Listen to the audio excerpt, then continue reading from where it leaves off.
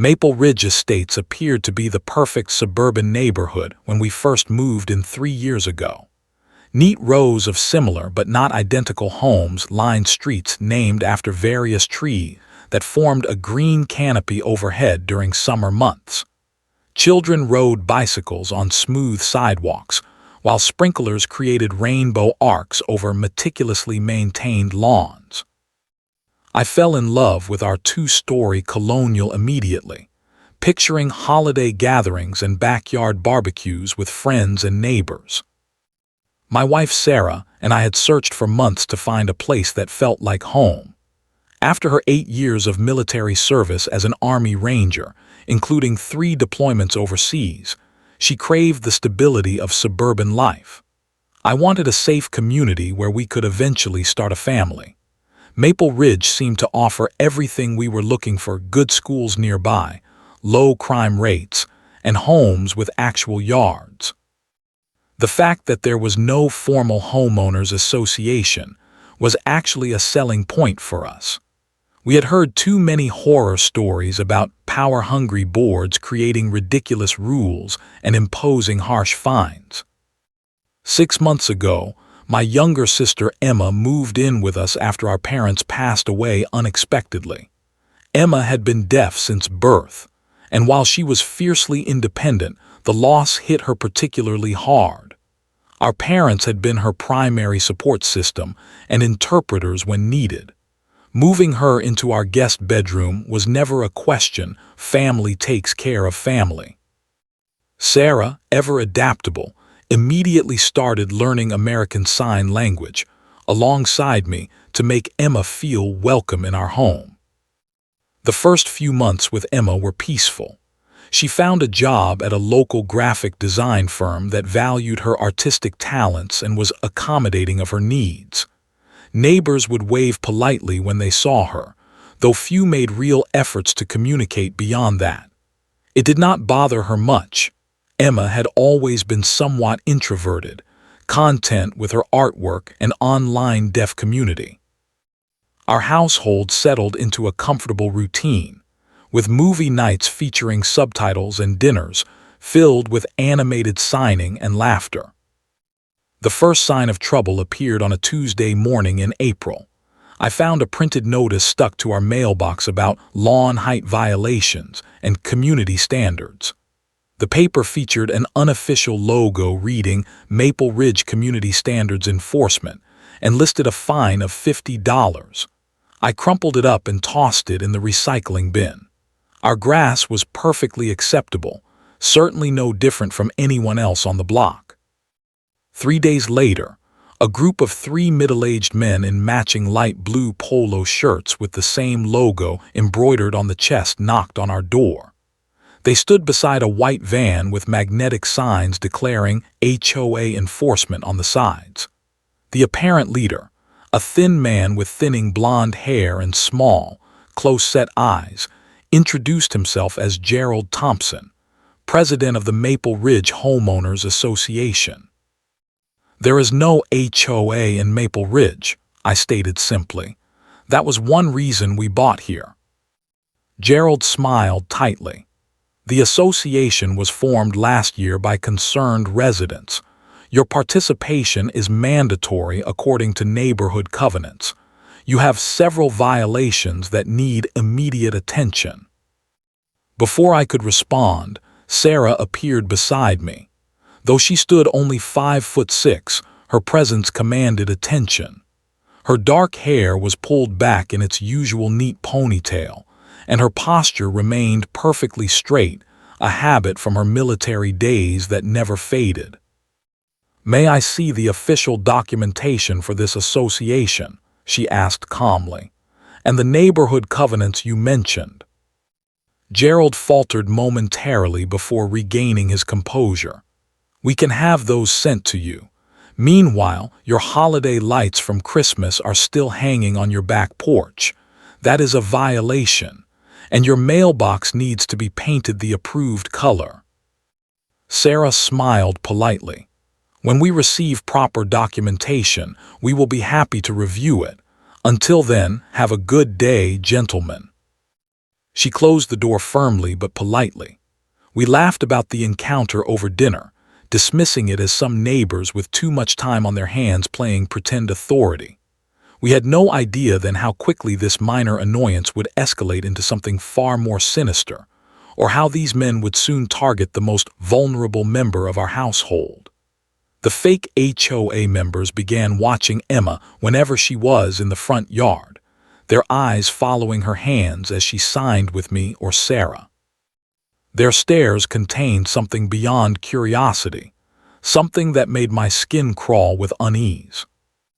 The harassment began subtly at first. Emma would return from her morning jog to find notices on our door about suspicious activities in the neighborhood. When she would leave for work, the white van would slowly cruise past our house, the occupants watching her intently. Emma noticed their scrutiny but tried to ignore it. Unable to hear their muttered comments, she was spared their direct verbal abuse, but their body language conveyed their disdain clearly enough. One afternoon, Emma returned from the grocery store visibly upset. She set her bags down and began signing rapidly, her movements sharp with agitation. She had encountered two of the HOA men while shopping. They had followed her through the store, pointing and smirking whenever she used sign language with a store employee who knew basic ASL.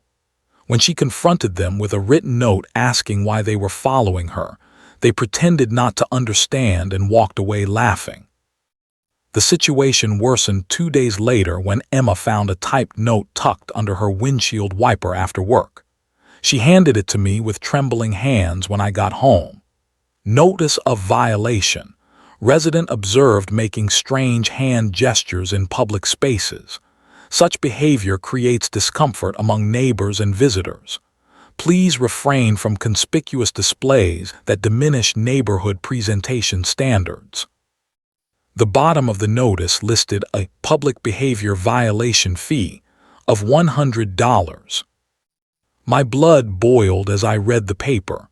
Emma watched my face, her own expression a mixture of hurt and confusion.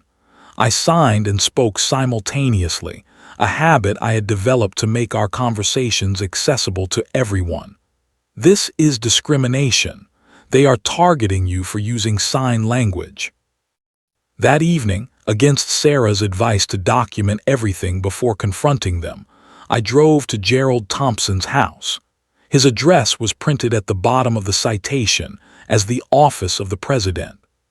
The two-story house at the end of Sycamore Lane featured a perfectly manicured lawn and an American flag displayed prominently by the front door. I knocked with more force than necessary. Gerald answered wearing the same blue polo shirt, though it was nearly 8 in the evening. His smile vanished when he saw me holding the citation. "Is there a problem with your violation notice?" he asked with practiced formality. "Yes, you are harassing my deaf sister for using sign language. That is her language, her way of communicating. You have absolutely no right to tell her she cannot use it." Gerald straightened, looking down his nose despite being shorter than me. "Look, we have standards here," he said with thinly veiled contempt. "People with special needs, they affect property values. Other residents have complained about the unusual behavior." "Sign language is protected by the ADA," I stated, my voice growing louder. "What you are doing is illegal discrimination, and it stops now." Several curtains twitched in neighboring houses as residents peered out at the confrontation unfolding on Gerald's pristine lawn. He noticed the attention and lowered his voice. "The committee has made its decision. If you have a complaint, you can file it formally and pay the processing fee." "There is no legal HOA here," I insisted. "You have no authority." Gerald's expression hardened. "We maintain order in this community. If certain residents cannot adapt to community standards, perhaps they should consider more appropriate accommodations elsewhere." I stepped closer, my hands clenched into fists. "Is that a threat?" "Simply a suggestion," Gerald replied coldly. Rules exist for everyone's benefit, no exceptions. I turned and walked back to my car, shaking with rage. As I pulled away, I glanced in my rearview mirror and saw Gerald on his phone, watching my departure with calculating interest. Something in his expression sent a chill through me. This was not over, it was only beginning. I drove home wondering what these self-appointed neighborhood dictators might do next, unaware that their campaign against my sister was about to escalate beyond petty harassment into something far more dangerous. The envelope arrived certified mail 3 days after my confrontation with Gerald. It contained an official-looking letter printed on heavy paper with an embossed seal at the top. Notice of accumulated violations and demand for payment, read the bold heading. Below it, a list of ridiculous infractions including unapproved resident addition without committee review, persistent public behavioral disturbances, and failure to comply with verbal warnings. The total sum demanded was $750, with threats of property liens if not paid within 14 days. Sarah took one look at the document and shifted into what I called her tactical mode. The transformation was subtle but unmistakable. Her posture straightened further, her movements became more precise, and her eyes took on a focused intensity I had seen only a few times during our marriage. "This ends now," she said quietly. "These men are operating a fraud, and they are targeting Emma specifically. I am going to find out exactly what we are dealing with." The next morning, Sarah took a personal day from her job as a physical therapy assistant at the Veterans Hospital. She dressed in a conservative blazer and skirt that made her look like a professional investigator. "I am going to the county records office," she told me. "Then to the city permit department. We need to know if there is any legal basis at all for what these men are doing." Emma and I went to work as usual, though I made sure to text her throughout the day to check on her. She responded that everything was fine, though she had noticed the white van parked across from her office building during lunch. When I arrived home that evening, Sarah had transformed our dining room into a command center. Papers were arranged in neat stacks, and her laptop displayed property records for our neighborhood. "It is completely fraudulent," she stated without preamble. "There is no registered HOA for Maple Ridge Estates. No covenants were ever filed with the county. The original developer considered creating one 15 years ago but abandoned the idea. These men have absolutely no legal authority whatsoever." She showed me copies of our deed and property records, highlighting sections proving our home had no HOA restrictions. She had also discovered that Gerald Thompson had moved to the neighborhood only 2 years ago, purchasing one of the largest homes on a corner lot. The other 2 men, Victor Daniels and Robert Preston, had arrived around the same time. "I spoke with some longtime residents while I was out," Sarah continued. "Apparently, these 3 began their enforcement activities about 18 months ago. They started small notices about mailbox colors and lawn ornaments. When no one challenged them, they got bolder, eventually collecting money from at least 12 households." As we discussed our next steps, Emma burst through the front door. Her face was pale, her breathing rapid. She dropped her bag and began signing frantically, her movements so quick I had trouble following. Sarah gently took her hands, encouraging her to slow down. Emma had gone grocery shopping after work. The 3 HOA men had followed her through the store, taking photos with their phones. When she tried to communicate with a cashier using written notes, they had stood uncomfortably close, reading over her shoulder. In the parking lot, Victor had blocked her path, pointing repeatedly at the HOA logo on his shirt while saying something she could not hear or understand. She had pushed past him and driven home, terrified they might follow her. As Sarah comforted Emma, I checked our mailbox and found another notice slipped inside. This one stated that code enforcement officers would conduct a mandatory home inspection the following day to address ongoing compliance issues. The threat was thinly veiled but unmistakable. Sarah read the notice twice, her expression darkening. "This is not about rules anymore," she said, her voice quiet but filled with resolve. "This is about power and intimidation. They are targeting Emma because they think she is vulnerable." That night, after Emma had gone to bed, Sarah and I installed security cameras at strategic points around our property. Sarah positioned each device with military precision, ensuring complete coverage of all entry points. She synchronized the feeds to our phones and tested the motion-triggered alert system repeatedly until satisfied. "If they come onto our property again, we will have evidence," she said as we finally went to bed around midnight.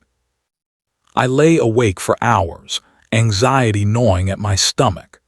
These men had moved from annoying to threatening, and their focus on Emma felt deeply personal, as if her deafness offended them on some fundamental level. I thought about the contempt in Gerald's voice when he mentioned special needs, and the calculated way he had watched me leave that night. These were not simply busybodies with control issues. There was something more malevolent at work here, a deliberate targeting of someone they perceived as different, and therefore unwelcome in their vision of a perfect neighborhood. The next morning, I called my boss and explained I needed to work from home. Sarah reluctantly went to work after I insisted that one of us needed to maintain normalcy, but she made me promise to call instantly if anything happened. Emma had a late start that day, so we sat together at the kitchen table, drinking coffee and trying to pretend everything was normal, though we both kept glancing nervously at the security feed displayed on my tablet. Tuesday afternoon arrived with an oppressive stillness. Dark clouds gathered on the horizon, promising a storm later. I sat in my home office, attempting to focus on work while constantly checking the security camera feeds on my second monitor. Emma was in the living room, sketching designs for an upcoming project. Sarah had texted that she would be home by 6, having scheduled her patients close together to finish early. At 2:17 p.m., the white van pulled into our driveway. The security system instantly sent alerts to our phones. My heart hammered against my ribs as I watched 3 men exit the vehicle on the screen. Gerald led the group, dressed in his blue polo shirt with a laminated badge hanging around his neck. Victor and Robert flanked him, carrying clipboards and a large document folder. Their expressions were grim and determined as they approached our front door. I texted Sarah immediately. "They are here, 3 of them, calling 911. Then I dialed emergency services, my voice tight with urgency as I explained the situation. The dispatcher promised to send officers but warned it might take 15 minutes due to an accident across town. On my screen, I watched Emma open the door, likely thinking it was a package delivery. She took one step back when she recognized the men. Gerald held up a document with official-looking stamps and signatures. Emma shook her head and tried to close the door, but Victor jammed his foot in the opening. My office was at the back of the house.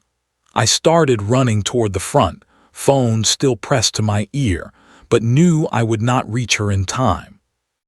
The security footage showed Gerald forcing the door wider while speaking words Emma could not hear. Victor pointed repeatedly toward the van, gesturing emphatically for her to come with them. When Emma shook her head again, Robert grabbed her arm.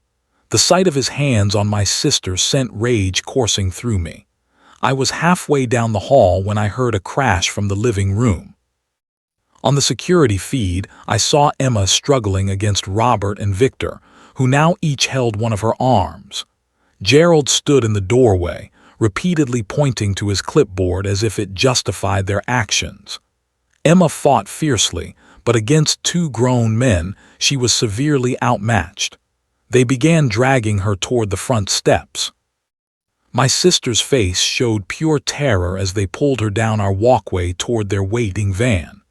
Unable to call for help, she fought silently, her feet scrambling for purchase on the concrete. Gerald hurried ahead to slide open the van door while the other two men restrained Emma.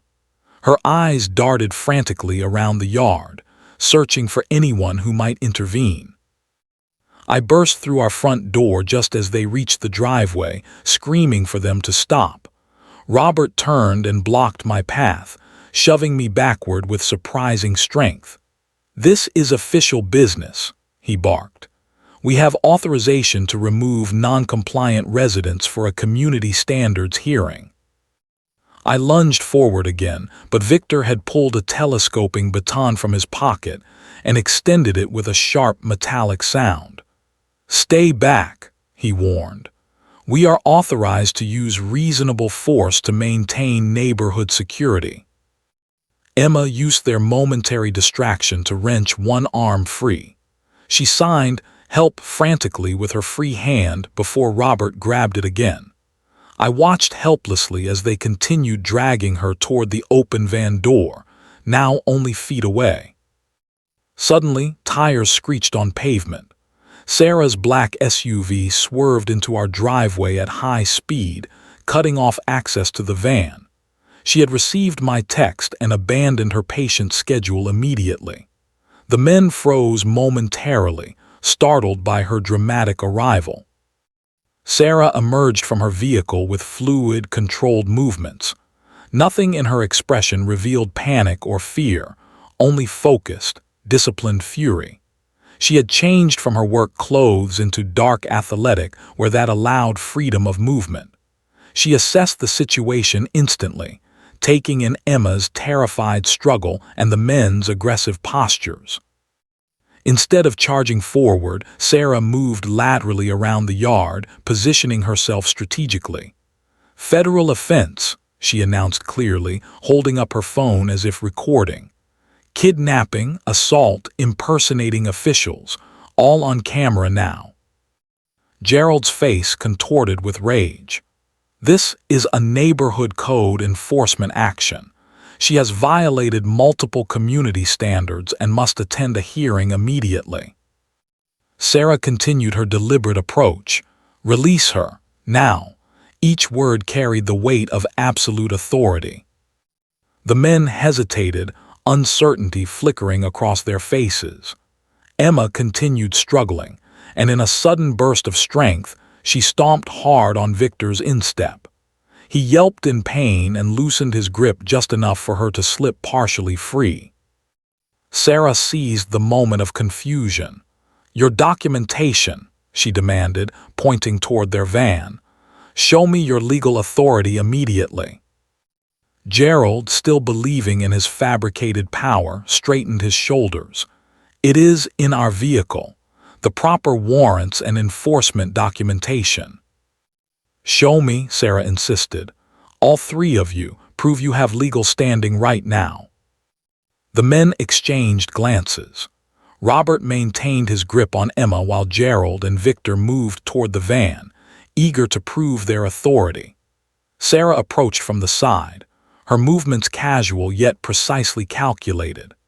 As Gerald leaned into the van to retrieve his folder, Sarah suddenly moved between Robert and Emma, using a simple joint manipulation technique to break his hold on her sister without causing injury. Emma immediately scrambled behind Sarah, her chest heaving with silent, terrified breaths. Victor turned back from the van, his face darkening with anger when he saw Emma had been freed. Both he and Gerald moved toward the women. "Get in the house," Sarah told Emma firmly, pointing toward the door. Emma hesitated, unwilling to leave Sarah alone with the three men. "Now!" Sarah signed and spoke simultaneously, her expression brooking no argument. As Emma reluctantly backed toward the house, Sarah edged toward the van where the three men now stood conferring in angry whispers. "Your documentation," she reminded them, gesturing toward the vehicle's open side door. "All of you, show me now." Gerald, furious but still believing in his authority, gestured for his companions to retrieve the papers. All three men entered the van through the side door. The moment they were inside, Sarah lunged forward with astonishing speed. She grabbed the sliding door handle and slammed it shut with tremendous force, then reached through the driver's window to engage the child safety locks before any of them could react. The expressions on the men's faces transformed from confusion to outrage to disbelief in rapid succession as they realized what had happened. Gerald yanked on the door handle repeatedly, his face reddening when it refused to open. Victor pounded on the window, shouting threats that were muffled by the glass. Robert tried the other doors only to find them similarly secured. Sarah stepped back, phone in hand, visibly recording their trapped predicament. She maintained a safe distance from the van, her posture relaxed but ready. Emma had returned to stand in the doorway of our house, watching the scene unfold with wide eyes.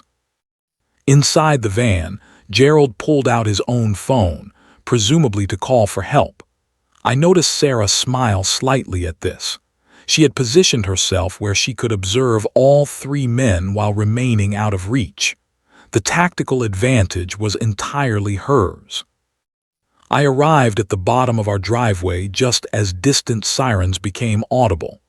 My heart still pounded from the confrontation, but relief washed over me seeing Emma safe and the aggressors contained. Sarah acknowledged my presence with a quick nod but maintained her vigilant stance. "Are you okay?" I asked Emma, hurrying to her side. She nodded, though her hands trembled slightly as she signed. They were going to take me away. They said I had to go to a hearing. Sarah kept her attention focused on the van. They engaged child safety locks when they modified the vehicle, she explained without turning. Neighborhood bullies never expect to be trapped in their own cage. The men inside the van grew increasingly agitated. Gerald was shouting into his phone, while Victor tried forcing the door open with his shoulder. Robert had discovered the driver's door was unlocked and attempted to exit that way, but Sarah had positioned her SUV to block it, leaving only inches of clearance. 2 police cruisers pulled up with lights flashing. 4 officers emerged, initially confused by the unusual scene before them. Sarah stepped forward, introducing herself calmly. "These 3 men attempted to abduct my sister-in-law from our home," she stated, her voice controlled and clear. "They have been impersonating HOA officials and code enforcement officers. They physically assaulted her and tried to force her into their van. It is all recorded on our security system." One officer approached the van cautiously while another began taking our statements. The trapped men shouted over each other, each attempting to assert their authority. Gerald thrust his ID badge against the window, pointing at it emphatically. "Sir, please calm down," the officer addressing the van occupant said firmly. "Everyone will have a chance to explain their side."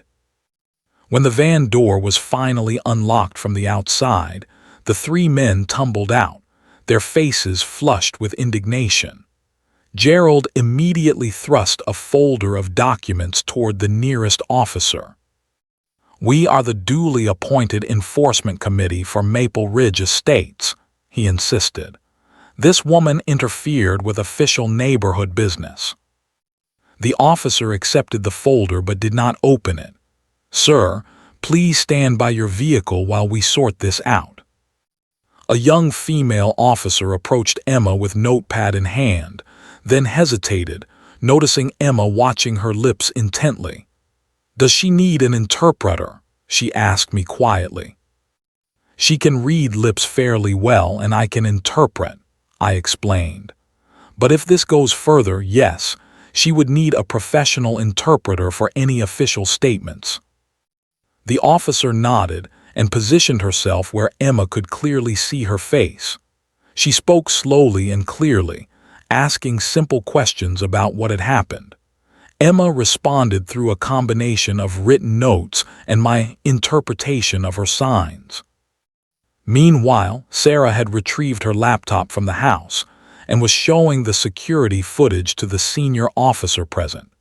His expression grew increasingly grave as he watched the attempted abduction unfold on screen.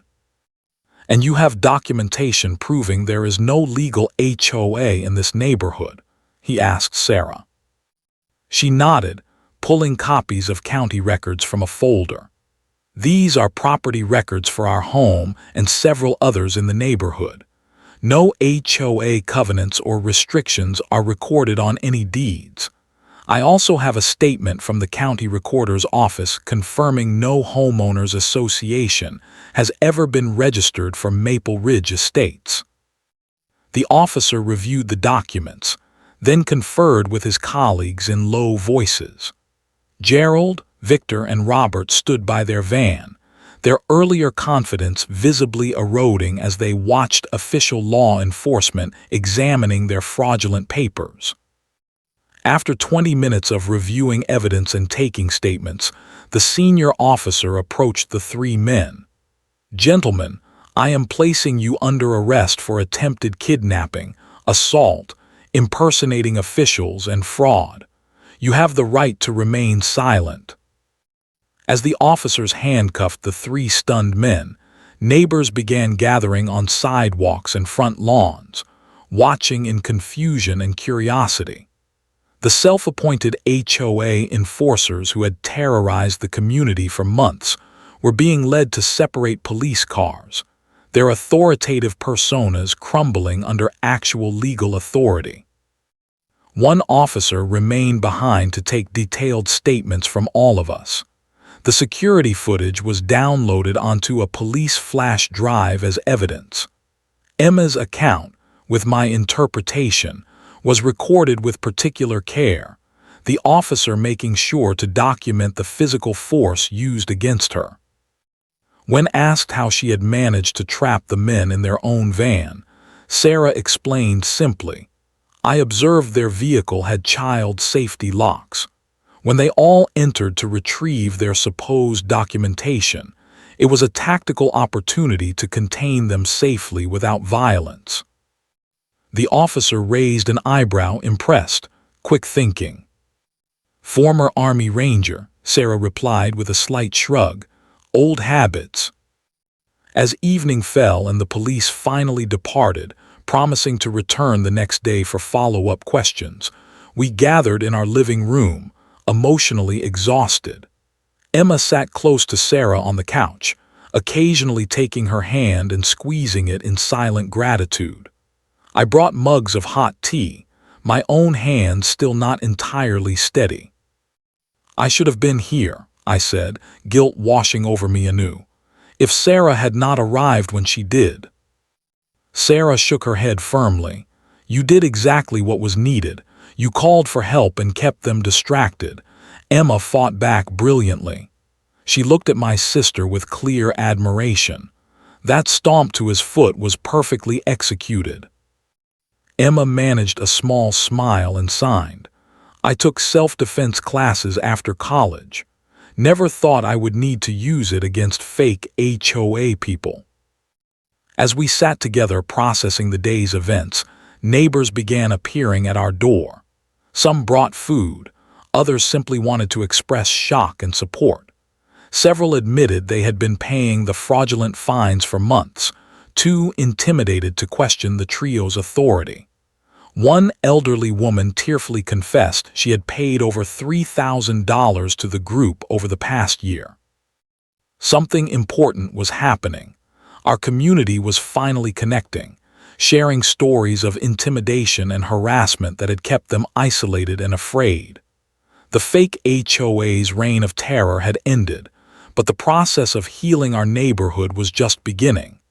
And somehow, my deaf sister, the very person these men had targeted as unwelcome, was becoming the center around which a real community was starting to form. The following weeks revealed the full extent of Gerald Thompson's fraudulent operation. Detective Marcus Williams, a serious man with salt and pepper hair and thoughtful eyes, became a regular visitor to our home as the investigation unfolded. Each visit uncovered more disturbing details about the fake HOA scheme. They kept meticulous records, Detective Williams explained, spreading photographs of confiscated documents across our dining table. We found detailed files on every household in Maple Ridge Estates, with notes about who was most likely to comply without question and who might cause problems. The files revealed a calculated system designed to identify vulnerable residents. Elderly homeowners living alone were primary targets. Households with non-English speakers were classified as optimal revenue sources. Most disturbing was a special designation for homes with residents with disabilities, labeled as priority compliance enforcement, a euphemism for their most aggressive harassment. They had an entire section dedicated to your sister, Detective Williams said, his voice grave. Photos of her signing, notes about her daily routine. They were specifically targeting her.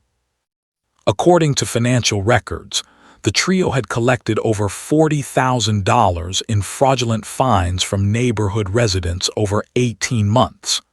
They had opened a business account under the name Maple Ridge Community Standards, LLC, a company that existed only on paper with no legal registration or authority. The charges against Gerald, Victor, and Robert grew as the investigation expanded. Attempted kidnapping, assault, impersonating government officials, fraud, extortion, conspiracy, and multiple violations of the Americans with Disabilities Act. Their initial court appearance resulted in surprisingly high bail amounts, which Gerald managed to post for himself but not his accomplices. 2 weeks after the arrests, the county prosecutor called a community meeting at the local library. Over 70 residents from our neighborhood filled the meeting room, many meeting each other for the first time despite having lived on the same streets for years. Emma sat beside me near the front, with Sarah on her other side. A professional ASL interpreter had been arranged by the prosecutor's office.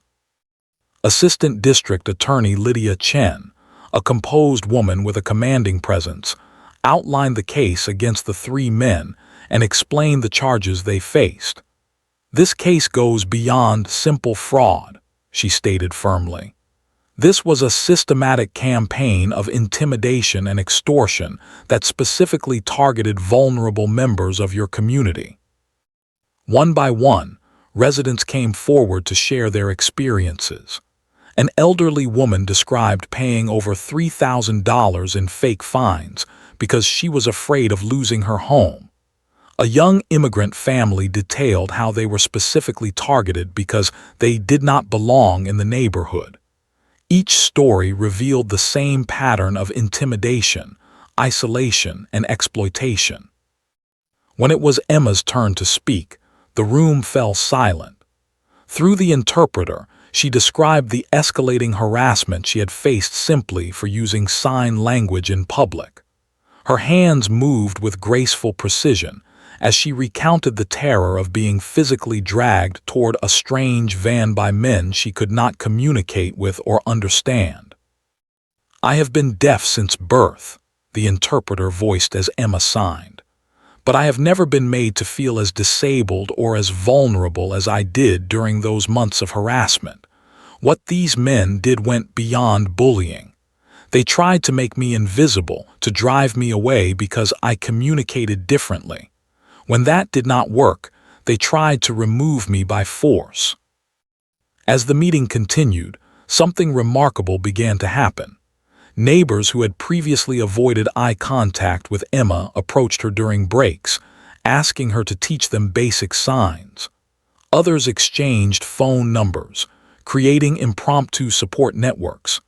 The isolation that had allowed the fake HOA to thrive was dissolving before our eyes. Detective Williams provided updates on the investigation as the meeting concluded.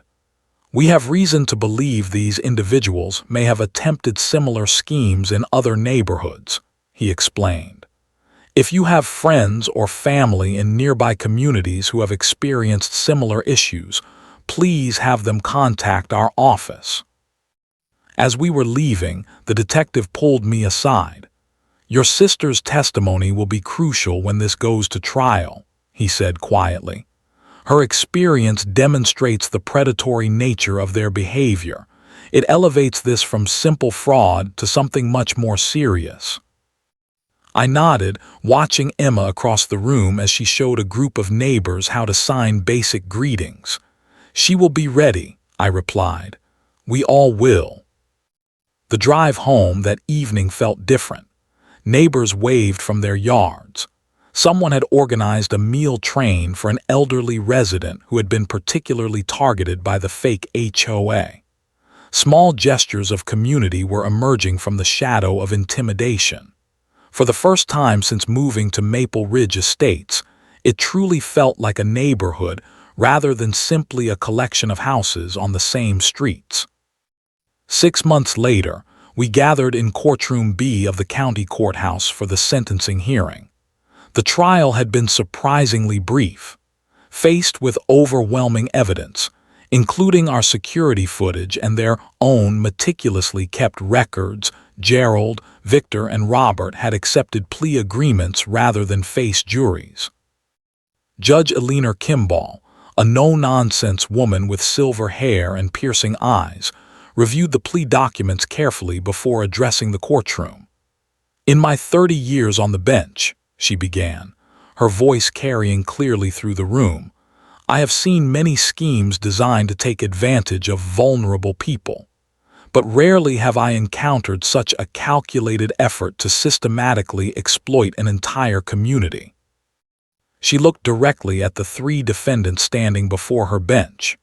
You created an elaborate fraud based not just on deception but on fear. You specifically targeted those you perceived as least able to resist, the elderly, immigrants, and people with disabilities. Your actions went far beyond simple financial fraud when you attempted to physically remove a deaf woman from her home. Gerald stared straight ahead, his former arrogance replaced by tight-lipped silence. Victor stared at the floor, while Robert seemed on the verge of tears. This court sentences each of you to 5 years in state prison, Judge Kimball declared. Additionally, you are ordered to make full restitution to all victims, plus punitive damages as outlined in the settlement agreement. Upon release, you will serve 3 years of supervised probation and are permanently prohibited from serving on any homeowners association or neighborhood governance body. As the bailiff led the defendants away, I felt Emma's hand slip into mine. She had insisted on attending every court proceeding, facing her would-be abductors with quiet dignity. Sarah sat on Emma's other side, her posture relaxed for the first time in months. Outside the courthouse, Assistant District Attorney Chen approached us.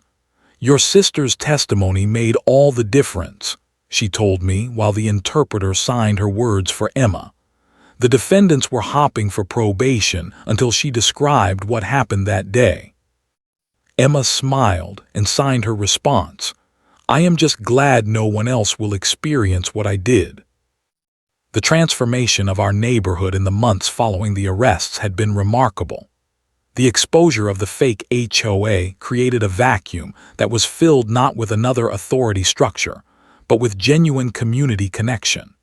Residents organized a legitimate neighborhood association focused on mutual support rather than enforcement and punishment. The first official act of the new association was to install welcome signs in multiple languages, including an ASL graphic.